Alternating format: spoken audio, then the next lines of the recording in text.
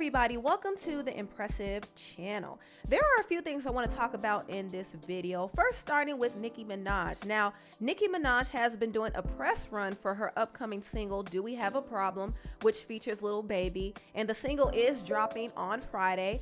But she's been doing several different interviews, and there are a few interesting things that she talked about. Now, first, she talked about being open to the idea of doing a versus battle. And a lot of people are speculating that she might be in the talks of doing a versus battle with Lil Kim. Now, if you remember last year at the BET Awards, Lil Kim said that she was open to doing a versus battle with Nicki. And this was very interesting because Lil Kim and Nicki have had a pretty rocky history over the years, but Lil Kim seemed like she was reaching out and extending some type of peace offering to Nicki. Now, I have to ask, right? We're not going to say who against, but would you do a versus? Yes. You would do it? Yes. Oh, I see that. All right. Is there anybody that you would do it against, or are you just ready for anybody? Nicki. Nicki? Really? I would love to see that. Yes, me too. I would love to see that. Now, on Good Morning H-Town, Nicki did entertain the idea of doing a versus with some female rapper. Now, she didn't mention any names, but it's very possible that she could be talking about Lil Kim. Do you have anybody you would like to go against, whether it be a male or a female? I do think there might be a female or two that that Come on, give us the scoop. Give us the scoop. They were talking to me about it, you know. And look, if it's gonna be fun and like and you know, then you never know. That's all I'll say about that. All I'll say about that. It's more of a celebration, right? Yeah, it should feel like a celebration. That's exactly what I would like it to feel like. So you heard that. Nicki is definitely open to the idea of doing a versus battle. We don't know exactly which female rapper she would go up against. There have been names thrown around like Foxy Brown and Missy Elliott, but I think a lot of us want to see her do a versus with Lil Kim because it's not really so much about the music or about the competition, but it's just about the moment. I think it will be an amazing moment for hip hop, and I think it will do a lot of amazing things for Nicki and Kim. So I'm here for it. I'm here for the idea of them doing a versus. Now, moving on, I want to talk about this whole situation with Nicki Minaj and the City Girls. Nicki recently had a talk with the City Girls, and she forgave them for some of the things they said about her. Now, if you don't know, the City Girls have said some things about Nicki in the past that rubbed her the wrong way. Some people dug up some old tweets of Young Miami and JT dissing Nicki Minaj. Also, there's a video of JT doing a diss record to Nicki, which is very strange. Read like Nicki like his Frank Star. Nicki can't rip no beat. That ain't even in the tree. She been with me, but she got dropped like some grocery. I'm gonna beat with Nicki. I don't care. I'm beefing with Nicki, but I ain't no Remy. I got. Also, when Young Miami was asked if she would work with Nicki Minaj, she avoided the question and said that she was riding with Nicki's nemesis, Cardi B, instead. So would you work with Nicki? I just rather stay away from that question. Like, I don't want to get into that. But I am Team Cardi. City Girls is Team Cardi. Now, after the City Girls dissed Nicki Minaj, they did come back around and said that they wanted to work with her. In fact, they were doing this whole campaign to get Nicki's attention so she could work with them. We want to work with Nicki Minaj because we feel like that's the only like female artist we haven't worked with yet, because we have been working with female artists, so we feel like it's only right to work with Nicki Minaj. Where is the Nicki collab? We're hoping for it in the future. Seriously. And a lot of people like try to make fun of it, like, you're never gonna get your feature, but you never know what can happen. Even though the City Girls were trying to get a feature with Nicki Minaj, Nicki still didn't forget about all of the old videos and tweets that the City Girls made about her. So she revealed on the Morning Hustle that she wouldn't work with them for that reason. Would you do a record with the City Girls? I don't know. What I will say is that a few years ago, I saw a video of them, and I asked someone on their team at that time, I asked someone about them. Like, oh my God, I heard and I saw this video, and that's cute. That, like, I was thinking about jumping on a record, one of their records that was out at that time.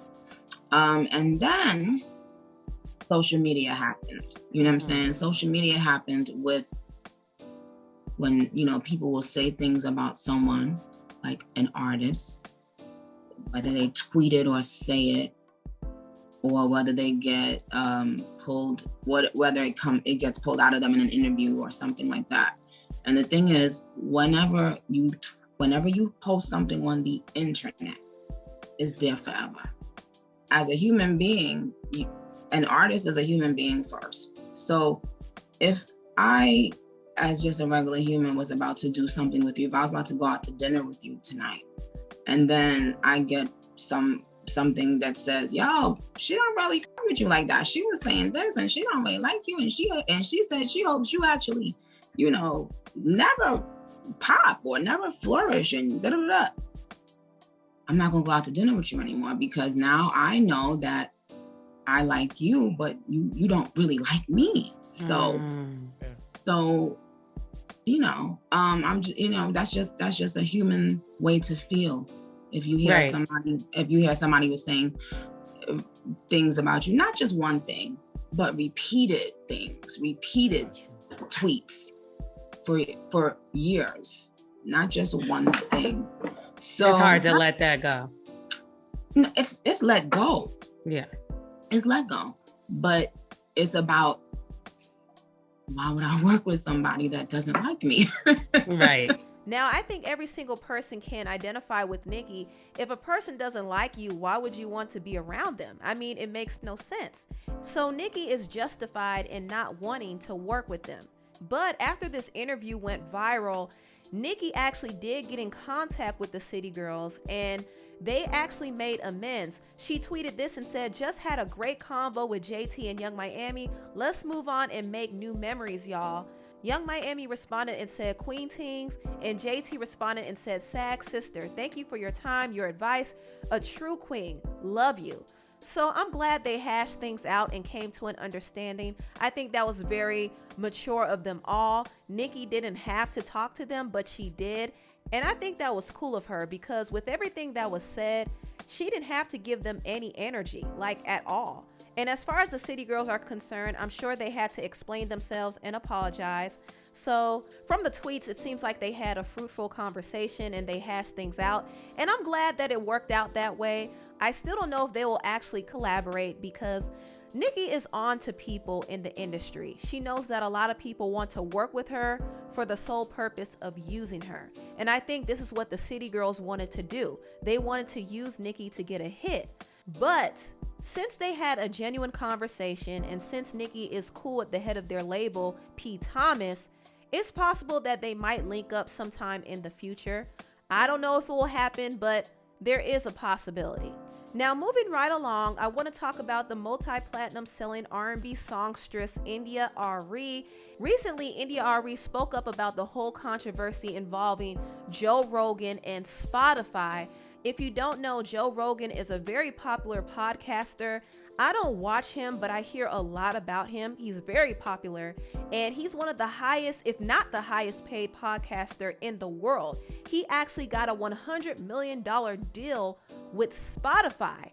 But there are a lot of artists who are perturbed by this, because Spotify makes a lot of money off of the backs of other music artists. But they're not paying these music artists as much as they're paying Joe Rogan. Joe Rogan has been making a lot of money, and he also has been allowed to make a lot of problematic statements on his platform. Right now, he's in the middle of some controversy over his comments about the vaccine. A lot of people are accusing him of spreading false information about the COVID vaccine. And y'all know the COVID vaccine is a hot topic in politics. So Joe has been getting some backlash over some of his comments, but I noticed that not enough controversy is being stirred up about his comments regarding race. He has made some ignorant comments about Black people, and he has said the N-word multiple times, but for some reason that's not getting enough attention. Either way, Joe Rogan has said a lot of controversial things, and there are some music artists who are fed up with it, and they are now pulling their music off of Spotify.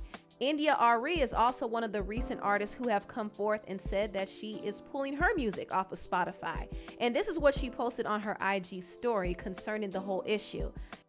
Hey y'all, I want to leave a short message here about why I decided to ask my music be pulled off of Spotify. So check this out.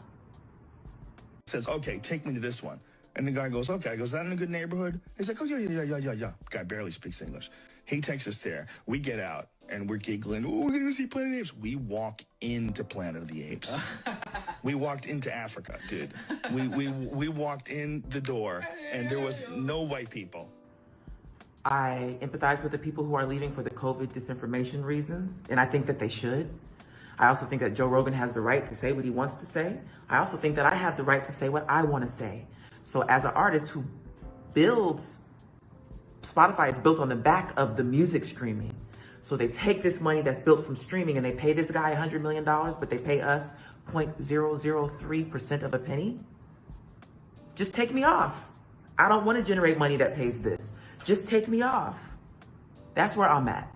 And I know that I'm actually, to be honest with you, surprised that my statements were picked up, because I thought people weren't really going to listen to me, because that's what I'm used to from the industry. But I'm glad that I am being heard, and for that reason, I want to clarify my statements. Again, this is why. Watch this.